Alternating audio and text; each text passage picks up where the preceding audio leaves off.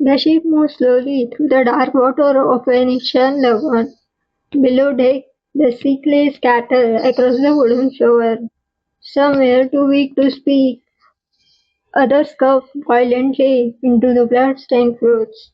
The air was thick with the smells of sweet sickness and fear. When the ship finally reached the small island of Poveglia, the passengers were taken ashore. But they were not being rescued, they were being separated. Those who showed signs of plague were taken away from the living and left on island. Some would recover, many would never see Venice again. And for those who died, there was no funeral, no grave, and often no family to mourn them. Their bodies were burned, some of them, it is said, were burned alive. But imagine being one of those people arriving on 17-acre island, knowing that the people around you were sick, the dead were being burned, and there was no certainty that you would ever live. Centuries later, the island is silent, but beneath that silence, people believe the ashes of the dead still remain. But this is not seen from any horror movie. This was the reality of Poveglia Island.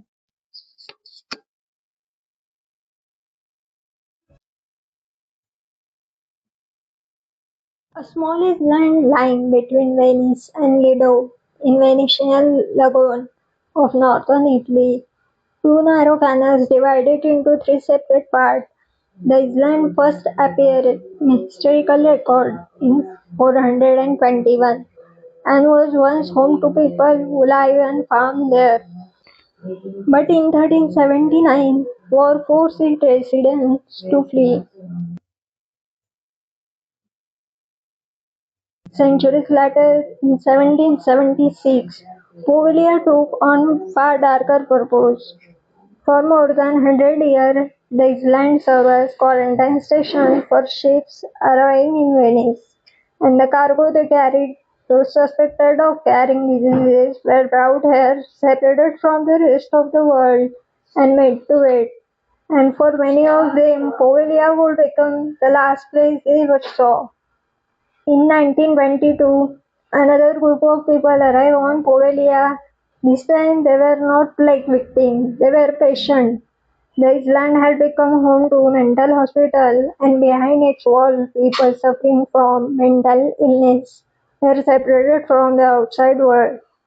Among those working there was a doctor who, according to legend, began carrying out cruel and experimental procedures on his patient.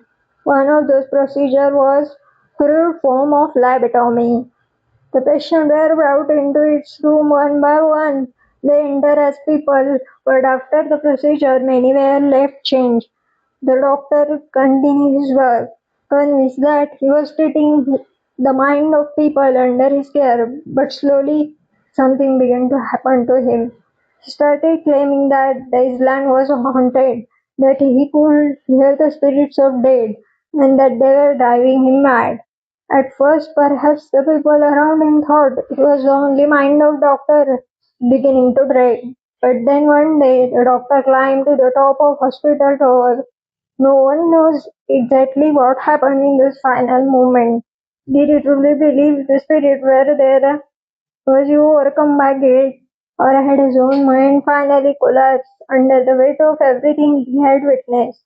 Whatever the reason, the doctor threw himself from tower, and the island that had already witnessed suffering of thousands now had another story to tell. A story of doctor who, according to legend, became so haunted by Poveglia that he ultimately became one of its plagues. At this point, I decided to use this device which measures temperature and also electromagnetic fields. Spikes in either of these elements can be scientific clues to paranormal presences. Whoa, whoa, 22.2, guys! I'm dizzy, dude. I need to stop. 22.2! No, I can't. We just received our highest EMF spike ever recorded on this device, and at the same exact time I also captured this ball of light pass right in front of me. Whatever this was clearly documents that these unexplained orbs we've been capturing contain electromagnetic energy, something ghosts are made up of. This one must have been extremely powerful because this spike caused the device to malfunction. It just hit me too. I know. I can't even see this anymore. Look it. This doesn't even work anymore. It just used all of our energy and our equipment's energy. But according to the Italian Committee for the Investigation of Claims of Pseudoscience, there is no historical evidence that Poveglia is haunted or that unlike people were buried beneath the island. These stories were popularized by the 2009 American TV show Ghost Adventures. Over the years, there have been numerous offers to sell or lease the island. A man of great wealth offered to purchase the island from the Italian government with the intention of redeveloping it as a gateway for his own pleasure and that of his family. After attempting to stay the night to familiarize themselves with the island, they left abruptly, never to return. Reports indicate that his daughter was seriously injured when she was struck by a piece of masonry which did not fall vertically from above but flew at her horizontally with such force that it split her face, requiring stitches to close the wound. Poveglia is still uninhabited and tourism to the island is strictly prohibited. Today Poveglia, with its bell tower protruding into the sky, sits tranquil in Venetian Lagoon. Some Venetians still claim that on certain nights the sound of the bell in the tower can be heard reverberating across the lagoon, despite the fact that the bell was removed from the island decades ago. If the bell was removed decades ago, what exactly are people still hearing across the lagoon? So, is Poveglia is truly haunted, or are they simply stories created over the centuries by fear, imagination, and islands are history? The truth is for you to decide.